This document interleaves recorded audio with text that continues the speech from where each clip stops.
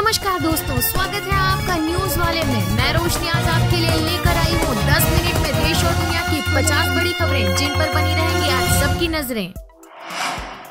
सेना के भर्ती नियमों में बदलाव पर बिहार में बवाल, बक्सर में ट्रेन पर पथराव। सेना में भर्ती की तैयारी में जुटे युवाओं ने नई योजना का विरोध करते हुए पटना जा रही पाटलिपुत्र एक्सप्रेस ट्रेन पर बक्सर में पथराव किया। केंद्र सरकार द्वारा सेना में शॉर्ट कमीशन के लिए घोषित की गई अग्निपथ योजना को लेकर बिहार में बवाल मच गया है। योजना का विरोध करते हुए युवाओं ने बक्सर में ट्रेन पर पथराव किया तो मुजफ्फरपुर में सड़कों पर हंगामा किया। कई जगह पर चक्का जाम की भी खबरें आई।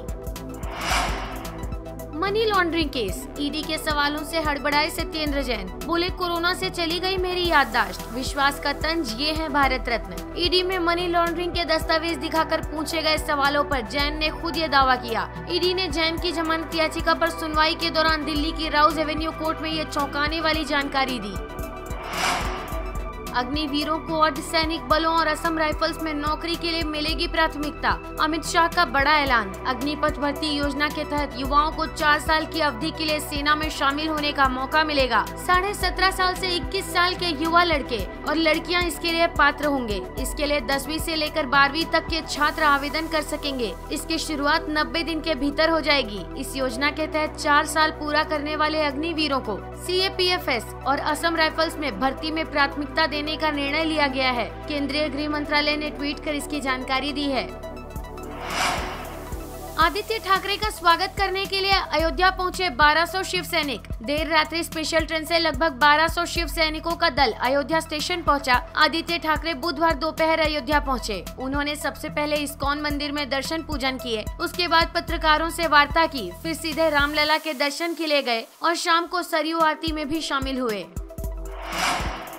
दिवाली तक मिल सकता है 5G सेवाओं का तोहफा, CCA ने स्पेक्ट्रम नीलामी को दी मंजूरी। 5G स्पेक्ट्रम नीलामी कैबिनेट से मंजूर, ये 4G से 10 गुना तेज। मोदी सरकार का बड़ा फैसला, देश में दूरसंचार के क्षेत्र में 5G स्पेक्ट्रम की नीलामी की स्वीकृति के साथ एक नई क्रांति की शुरुआत हो गई है। इसके तहत दूरसंचार मंत्रालय इसी सप्ताह से इच्छुक टेलीकॉम कंपनियों से आवेदन आमंत्रित करेगा। कैबिनेट के फैसले के मुताबिक नीलामी प्रक्रिया जुलाई में आरम्भ की जाएगी। चीन ने भारतीयों पर लगा कोविड वीजा बैन हटाया, 2 साल बाद फिर से चीन जाने की अनुमति। चीन ने अलग अलग चीनी शहरों में काम करने वाले भारतीय पेशेवरों और उनके परिवारों को फिर से वीजा देने का ऐलान किया है। ये सभी लोग चीन के कोविड वीजा प्रतिबंध की वजह से 2 साल से चीन नहीं जा पा रहे थे।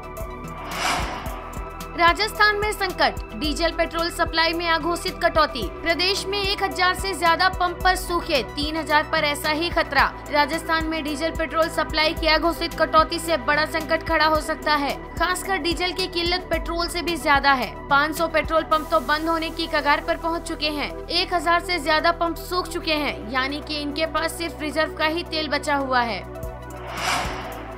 टीचर के लिए बम्पर भर्ती शुरू, 4100 से ज्यादा वैकेंसी। सिलेक्शन के बाद 45,000 से 1,42,400 रूपए तक मिलेगी सैलरी। टीचर बनने का सपना रखने वाले युवाओं के लिए बेहतरीन अवसर आया है। उत्तर प्रदेश माध्यमिक शिक्षा सेवा चयन बोर्ड ने ट्रेंड ग्रेजुएट टीचर यानी TGT और पोस्ट ग्रेजुएट टीचर यानी PGT के पदों पर बम्पर भर्तियां निकाली हैं। योग्य कैंडिडेट्स UPSC SSB की ऑफिशियल वेबसाइट पर जाकर अप्लाई कर सकते हैं। फॉर्म सबमिट करने की आखिरी तारीख 9 जुलाई है। गुवाहाटी में लैंडस्लाइड में 4 की मौत, 24 घंटे से लगातार बारिश में मकान जमींदोज। शहर के कई इलाकों में कमर तक पानी पहुंचा। असम के गुवाहाटी में लगातार हो रही बारिश के कारण शहर में बाढ़ के हालात बन गए हैं। वहीं भारी बारिश के चलते गुवाहाटी के बोरेगांव इलाके के पास निजारा पार पहाड़ी पर लैंडस्लाइड हुआ, जिसमें 4 मजदूरों की मौत हो गई।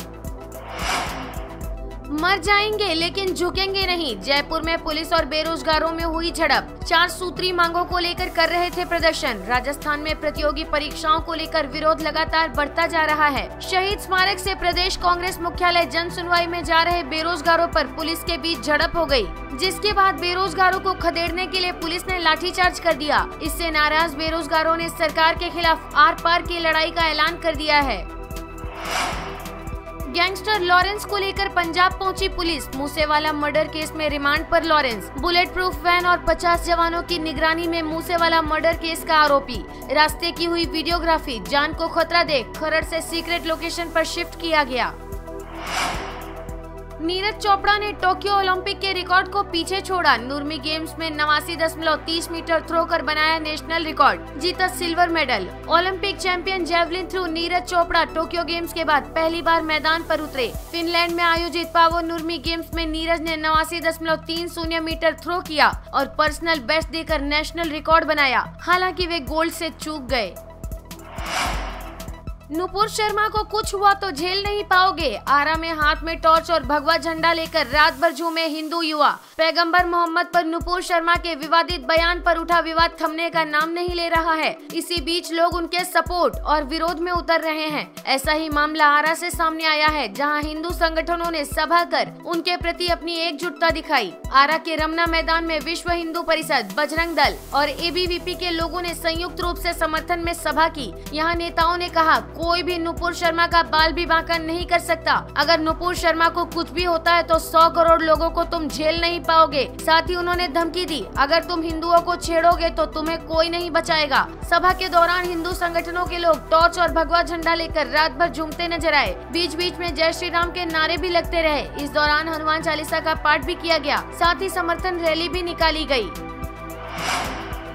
देश का सबसे बड़ा बोरवेल रेस्क्यू ऑपरेशन सफल। छत्तीसगढ़ में 106 घंटे से 60 फीट नीचे फंसे राहुल को सुरक्षित बाहर निकाला गया। छत्तीसगढ़ के जांजगीर चांपा जिले में बोरवेल में फंसे राहुल को 106 घंटे चले रेस्क्यू ऑपरेशन के बाद देर रात सुरक्षित निकाल लिया गया। रेस्क्यू के फौरन बाद उसे बिलासपुर के अपोलो हॉस्पिटल में भर्ती कराया गया।